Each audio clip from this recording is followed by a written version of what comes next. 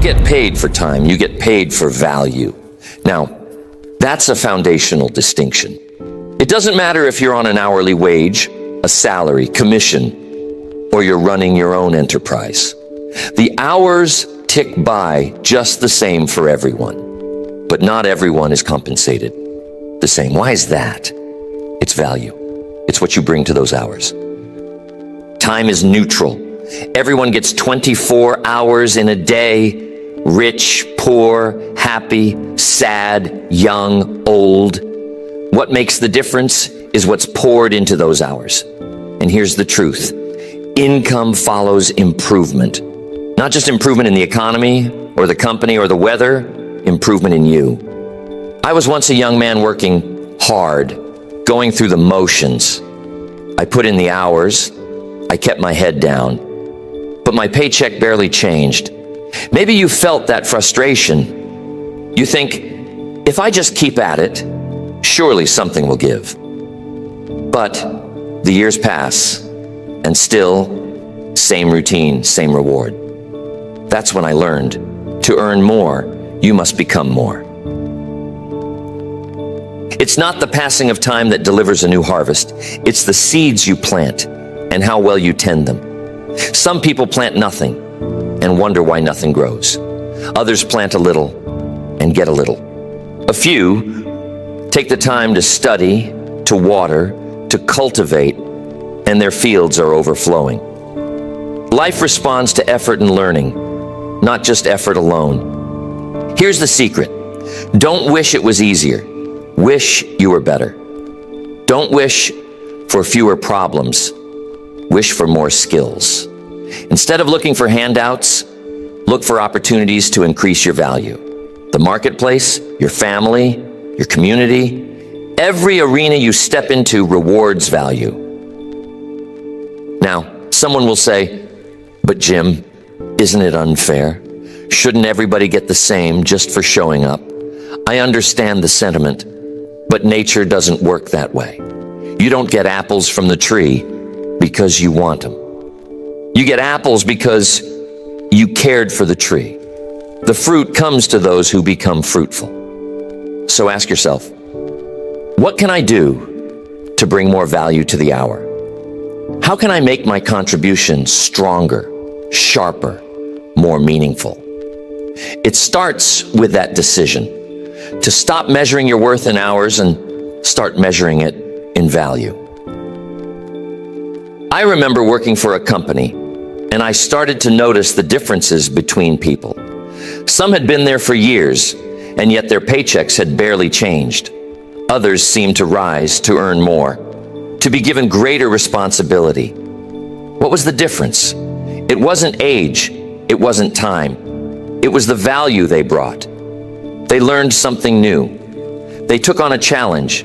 They improved their attitude. And the marketplace noticed. So let's settle it here at the foundation. You don't get paid for the hour. You get paid for the value you bring to the hour. When you become more, you earn more.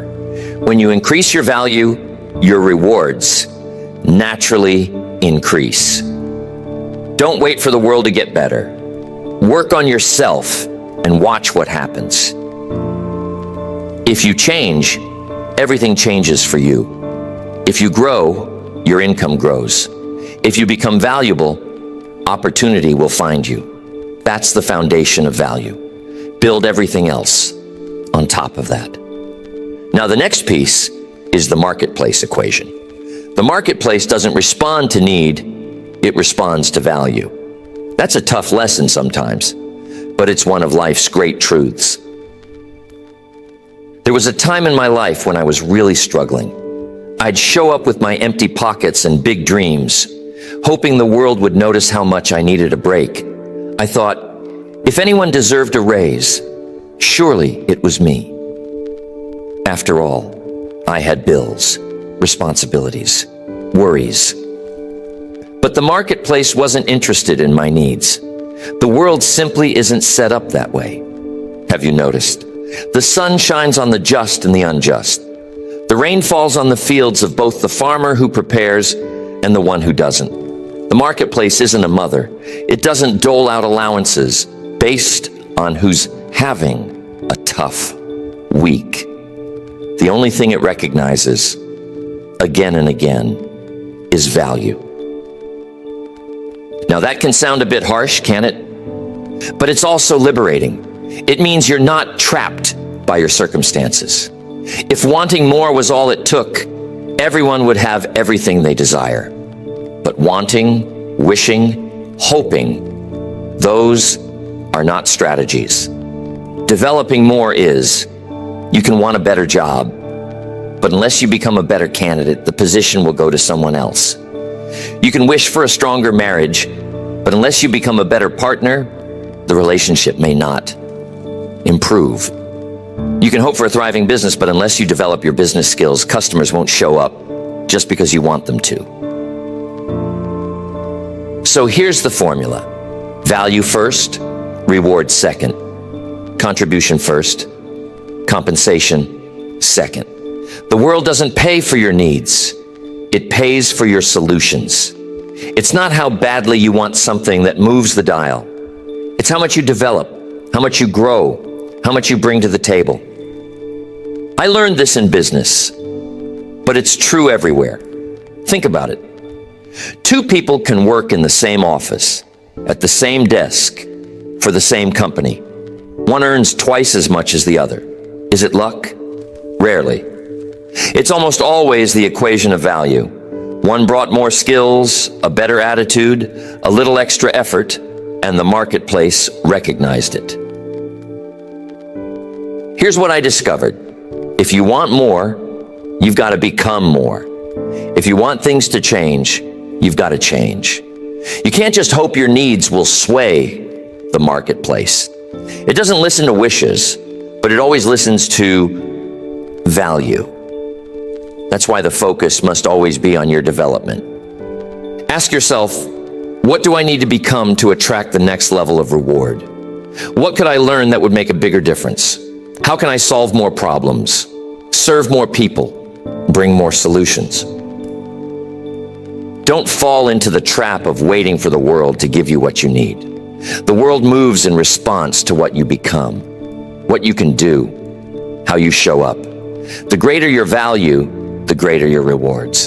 So next time you catch yourself wishing things were easier or hoping the world would notice your struggle, pause and remember the marketplace equation. Don't just want more, develop more. The rewards will always follow the development. It's as predictable as the seasons.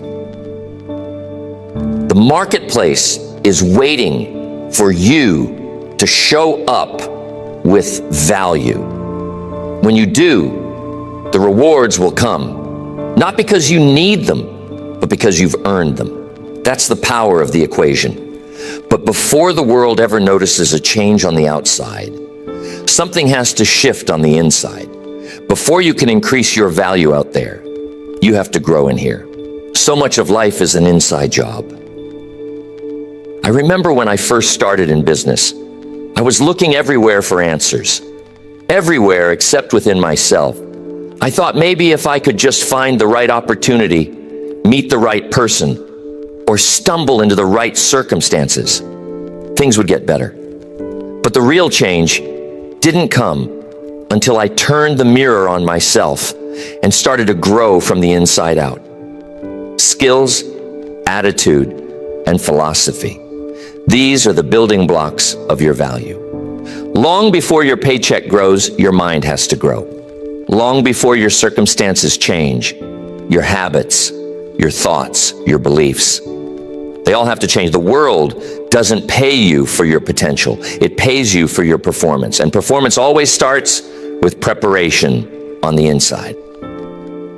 I often say, success is something you attract by the person you become. That's why you don't have to chase success. Work harder on yourself than you do on your job, and you'll be astonished at how things start to shift. When you invest in your mind, your spirit, your character, the results will eventually show up in your bank account and in your relationships. Let's talk about attitude for a moment. Attitude is the librarian of your past, the speaker of your present, and the profit of your future. If you walk around with a poor attitude, even great skills won't open doors. But when you cultivate a positive, resilient outlook, even in tough times, opportunities seem to find you. Philosophy is another key. How do you see the world? What principles guide your decisions? When you develop a sound personal philosophy, it acts as a compass when the storms come. It helps you stay steady, make better decisions, and respond to life rather than simply react to it. And then there are your skills. The marketplace pays for skill. Not just any skill, but refined skill, mastery. You don't have to be extraordinary at everything, but you do have to be extraordinary at something. That's what sets you apart. It's not about being a jack of all trades. It's about being a master at a few. But none of this begins on the outside. It starts within. You see, the world cannot give you what you have not first given yourself. If you want more opportunity, become more valuable. If you want more income, develop more skills. If you want better relationships, work on your character. The changes begin inside, and then the results show up outside. People are always waiting for their situation to improve before they start improving themselves. But it's the other way around. The internal shift precedes the external reward. Life responds to the changes you make in your thinking, your attitude, your habits.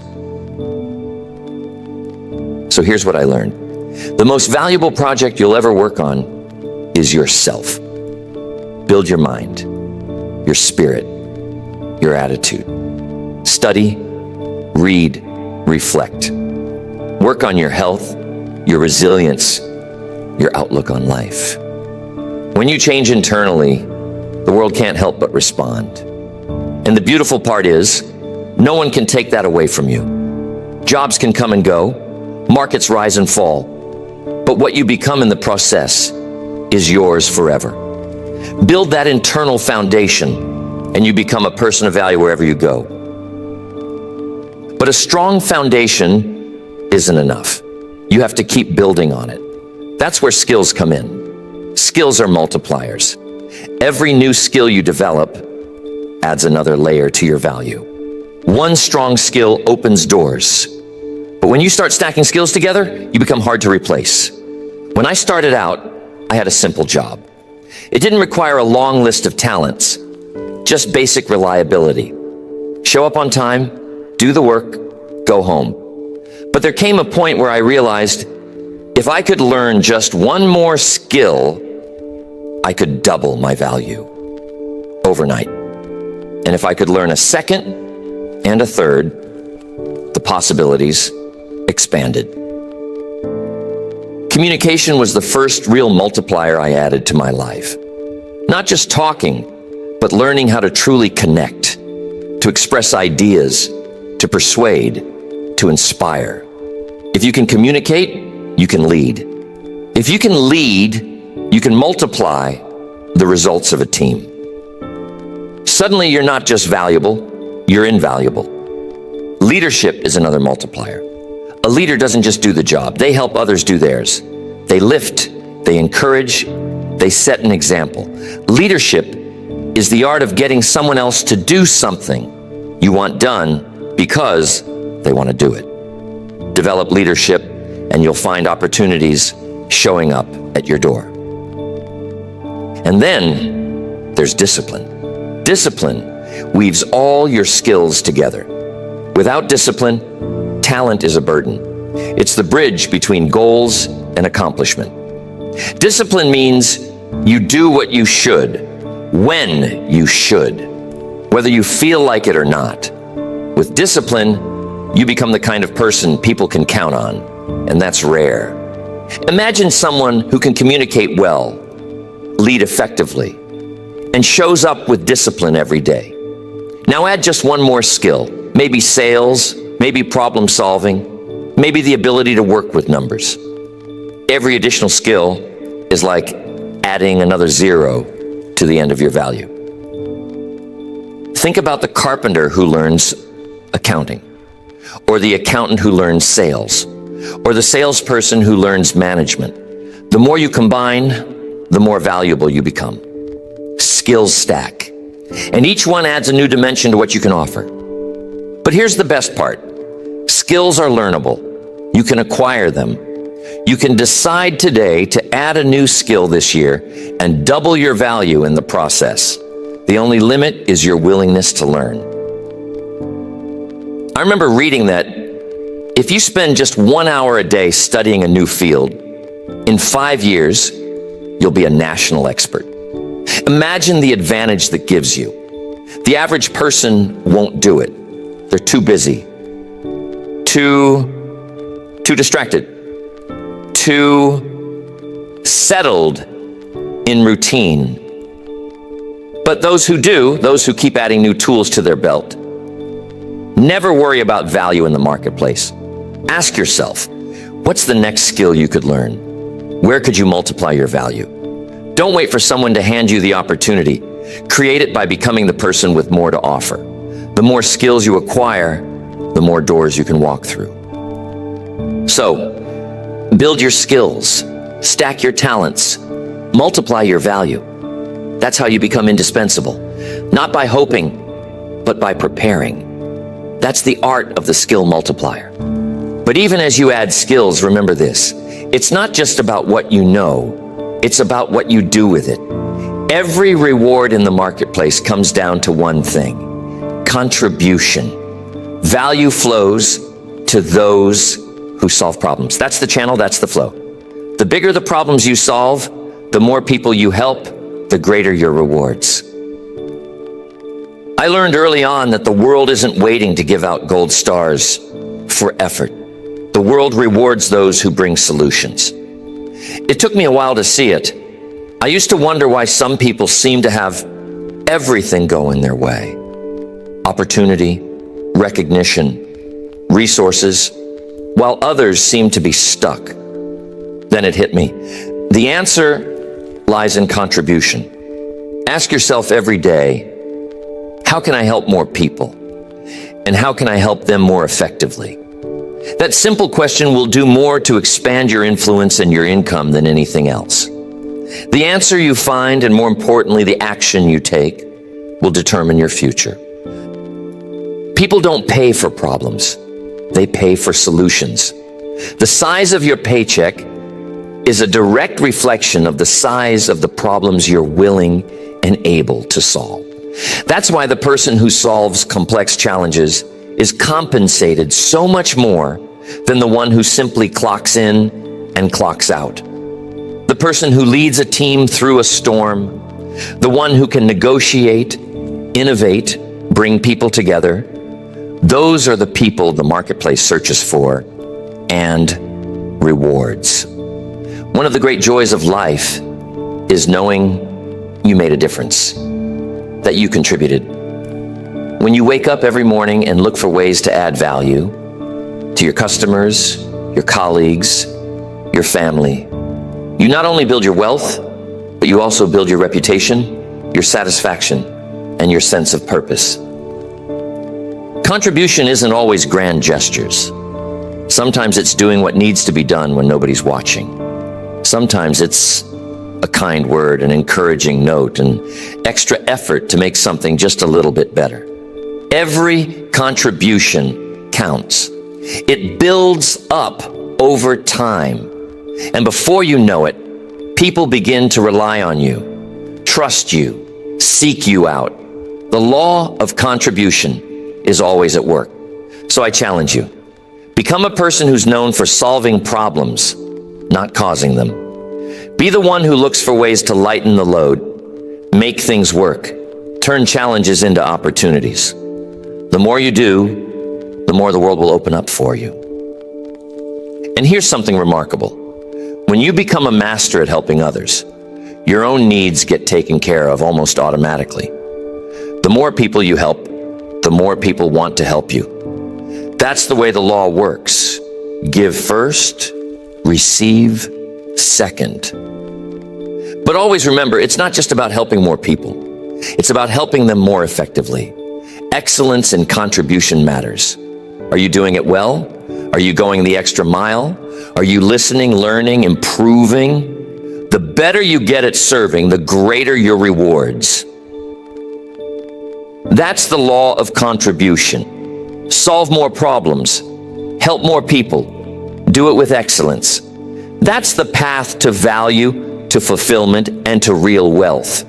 But it doesn't stop with just helping. It's how you help that sets you apart. What separates the good from the great is a commitment to refining the craft. Excellence isn't talent, it's attention. It's the willingness to study, to practice, to polish what you already do well. Average effort never commands exceptional reward.